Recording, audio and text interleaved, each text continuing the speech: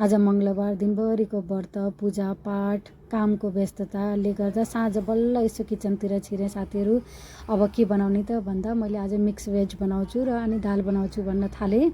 अनि तपाईँहरूले त कतिले त मङ्गलबारको व्रत फलफुल र दुध मात्रै खाएर खोल्नुहुँदो रहेछ, कतिले त खाना नि खानुहुँदो रहेछ भने मैले नि खाने बानी बसालेको छु। त्यही पनि यो हप्ताको दुई दिन व्रत पर्ने भएर होला म साँझ परेपछि त मलाई केही न केही खानै चाहिन्छ, त्यही भएर खाना बनाउँछु।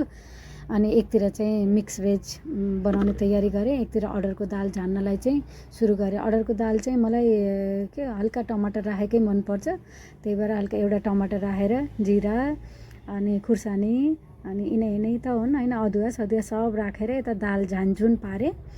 अनि उता पनि तयारी भइसकेछ, उता चाहिँ मिक्स भेजको तयारी हुँदैछ। त्यो मिक्स भेज पनि सिम्पल आज धेरै केही नराखिकन अदुवा र मसला मात्रै पिसेर अनि बनाउँदैछु। यो झान्नलाई रेडी भइसक्यो, अब यो रेडी। अब चाहिँ मेरो मिक्स भेजको चाहिँ अब मसला, यसमा पनि नुन बेसार अनि अब कसैले खानेले खुर्सानी राख्न सक्नुहुन्छ, मैले चाहिँ पिसिसकेको थिएँ यस्तै बनाएर।